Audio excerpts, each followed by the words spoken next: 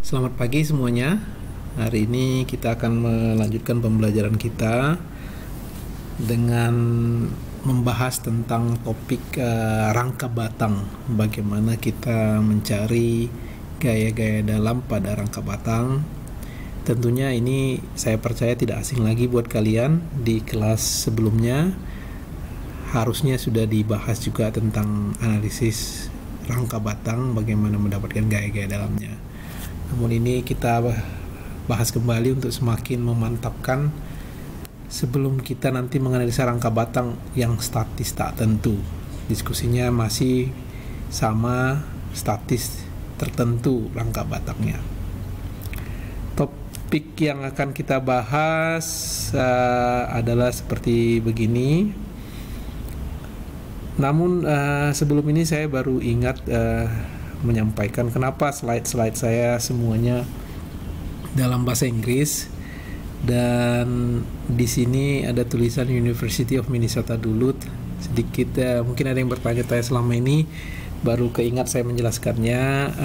Ini materinya waktu saya masih di Amerika ketika selesai menyelesaikan S3. Saya pernah juga mengajar di salah satu universitas di sana, namanya University of Minnesota Duluth, dan ini adalah bahan kuliah saya ketika di sana. Sekalian juga kalian bisa paham bahwa materi yang kita pelajari di Indonesia tidak ada bedanya dengan materi yang mereka pelajarin di Amerika. Jadi itu satu hal yang bisa dibanggakan, dan juga kalian bisa sembari mempelajari literatur yang disampaikan dalam bahasa Inggris. Oke, jadi kita akan membahas jenis-jenis rangka struktur, bagaimana menganalisanya. Ada dua analisa yang sering digunakan, yaitu metode titik kumpul, namanya adalah method of joins, dan metode potongan atau method of sections. Juga nanti ada konsep gaya batang yang nilainya 0. Kenapa sebuah gaya batang memiliki nilai gaya batang 0?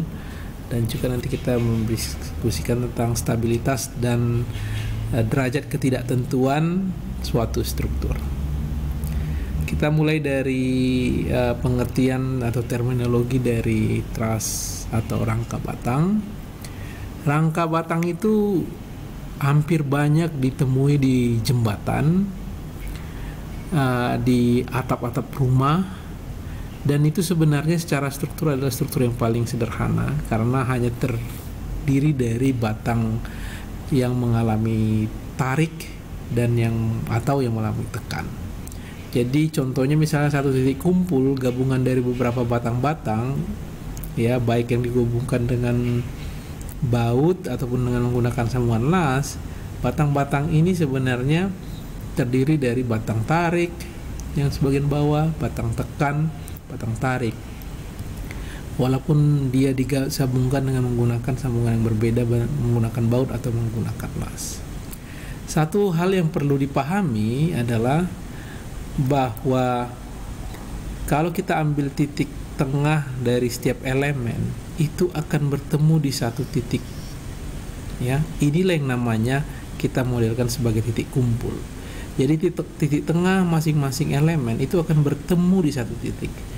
Demikian juga di gambar ini, ya. Titik tengahnya akan bertemu di satu titik. Ini yang namanya kita sebagai titik kumpul. Dan ini dianggap titik kumpul ini adalah sendi, ya.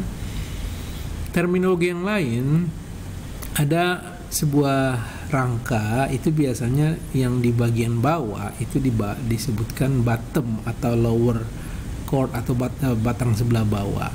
Ini batang sebelah atas, dan ini batang-batang yang vertikal ataupun batang-batang diagonal. Itu terminologi yang mungkin sudah pernah kalian dengar.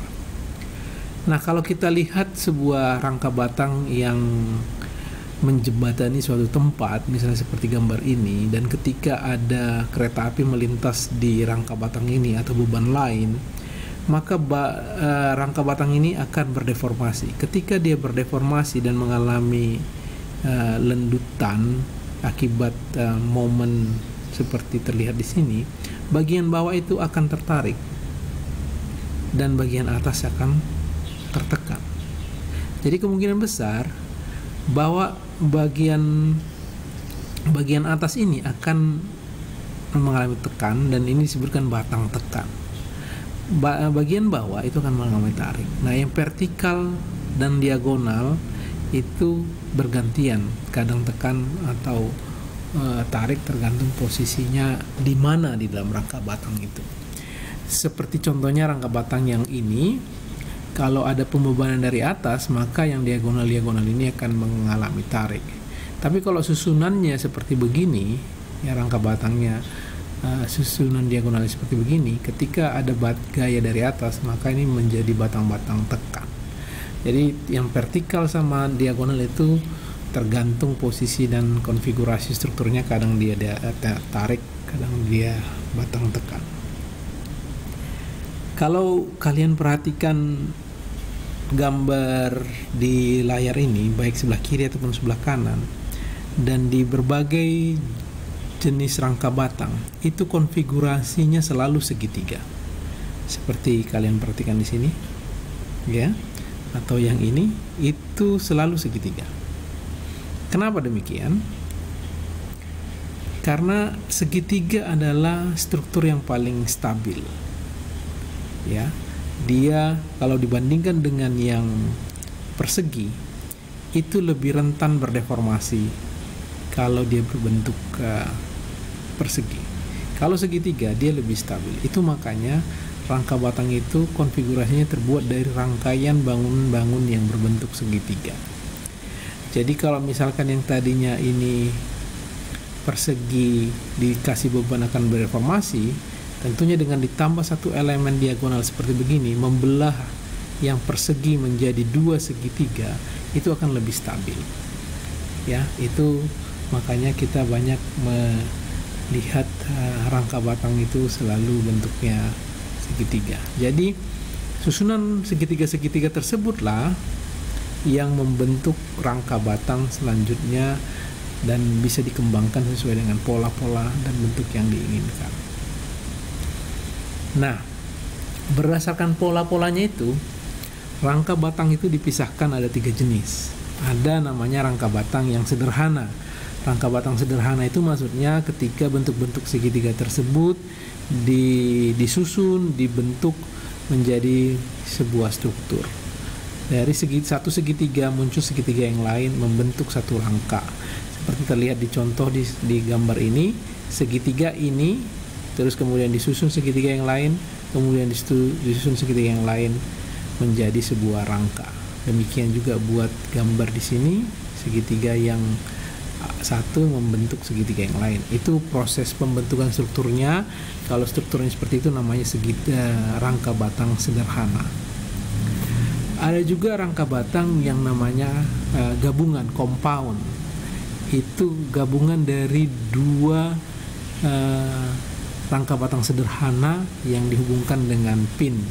Nah, contohnya seperti ini kan, ini sebelah kiri dengan sebelah kanan itu saling mirror. Jadi sebenarnya yang sebelah kiri ini adalah rangka batang sederhana, yang sebelah kanan juga rangka batang sederhana, ditandai dengan segitiga tadi. Tapi ketika sederhana dengan sederhana itu digabungkan, rangka batang yang tercipta itu namanya rangka batang gabungan, compound.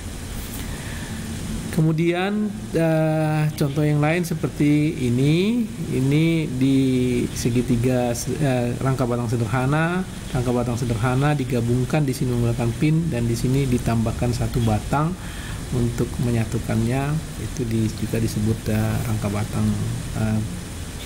gabungan atau campuran, compound. Demikian juga gambar yang ini, segitiga yang kecil dihubungkan dengan segitiga yang A, B, C digabungkan dengan D, E, F dengan batang-batang, itu menciptakan rangka batang gabungan. Demikian juga di sini. Ya. Jadi rangka batang gabungan ini biasanya dipergunakan untuk struktur yang membutuhkan panjang bentang yang besar. Kalau menggunakan seluruhnya menggunakan rangka batang sederhana akan terlalu berat, jadi digabungkan beberapa rangka batang sederhana. Ada juga sebenarnya rangka batang yang kompleks, dia itu tidak bisa diklasifikasikan sebagai rangka batang sederhana atau juga gabungan, karena bentuknya sudah sedikit tidak standar ya. Seperti gambar di bawah ini adalah rangka batang yang kategori kompleks, dan kita tidak membahas topik rangka batang kompleks seperti ini. Pembahasan kita hanya pada rangka batang campuran dan rangka batang sederhana. Beberapa contoh-contoh rangka batang yang sering digunakan untuk rumah, atap rumah maksud saya, dapat dilihat pada gambar ini. Sebenarnya beberapa rangka batang itu ada nama-namanya, tergantung dari orang-orang yang pertama kali mengusulkannya. Seperti ini dikasih nama rangka batang Howe, dan ini Pratt, jenisnya seperti begini kalau dia segitiga dan ada yang vertikal dan ada diagonal-diagonalnya. Ini cukup sering kita lihat. Juga Fink, Warren, Bowstring itu nama-nama rangka batang yang umum digunakan di rumah, di bangunan tempat tinggal contohnya. Kalau untuk jembatan, ini contoh-contoh rangka batang yang umum ditemui di jembatan. Masing-masing jembatan punya spesifikasi mana yang bisa mencapai panjang tertentu, mana yang tidak bisa pakai untuk panjang yang lebih dari 300 kaki misalkan, atau ini kebanyakan bisa dipakai sampai 200 kaki. Nah, jadi kita masuk sekarang ke proses menganalisa rangka batang. Kalau rangka batang itu gayanya itu selalu searah dengan rangka batangnya. Kalau rangka batangnya horizontal, maka gaya yang bekerja akan horizontal. Kalau gaya batangnya vertikal, maksudnya kalau batangnya vertikal, maka gaya dalamnya juga akan vertikal. Kalau diagonal demikian juga, maka gayanya akan diagonal sesuai dengan arahnya. Ya. Jadi ada satu kesepakatan yang sudah general diberlakukan, yang namanya batang tarik atau batang yang mengalami gaya tarik itu akan diasumsikan sebagai positif, dan batang yang mengalami gaya tekan itu disebutkan batang tekan akan dianggap sebagai negatif. Jadi kalau ini kita perhatikan batang yang ini, konvensi arah adalah bahwa ketika ini batangnya, ini gaya positif itu adalah meninggalkan batangnya, menarik batangnya. Demikian juga ini A, itu akan menarik batangnya. Jadi meninggalkan titik kumpul tanda panah ini. Itu dia diasumsikan sebagai batang positif atau tarik. Ya. Kalau batangnya itu dikenakan gaya atau A, tanda panahnya mendekati titik B ini, dan demikian juga mendekati titik A, itu berarti gaya batangnya positif, ya. Namun juga sebagai tambahan, kalau ini batangnya dan ini titik kumpulnya, ya, titik kumpulnya, kalau ini gaya batangnya ditarik, titik kumpul juga itu ditarik, jadi sama-sama tertarik, baik titik kumpulnya maupun batangnya. Jadi intinya kalau kita menggambarkan gaya batang tarik, itu tanda panahnya meninggalkan batang atau titik kumpulnya. Sementara untuk gaya batang yang tekan, itu tanda panahnya mendekati batang atau mendekati titik kumpul. Ini yang perlu diasumsikan. Nah, pada saat nanti kita menganalisa, kita terlebih dahulu mengasumsikan semua mengalami tarik, ya, tidak ada yang mengalami tekan. Baru nanti kalau kita mendapatkan hasil yang negatif, berarti itu arah yang kita asumsikan di awal itu salah, berarti dia sebagai batang tekan, dengan tinggal kita ganti arahnya. Dan titik kumpul seperti sudah saya sampaikan selalu dianggap sebagai pin, tidak mengalami momen. Dan beban yang bekerja selalu bekerja di titik kumpul.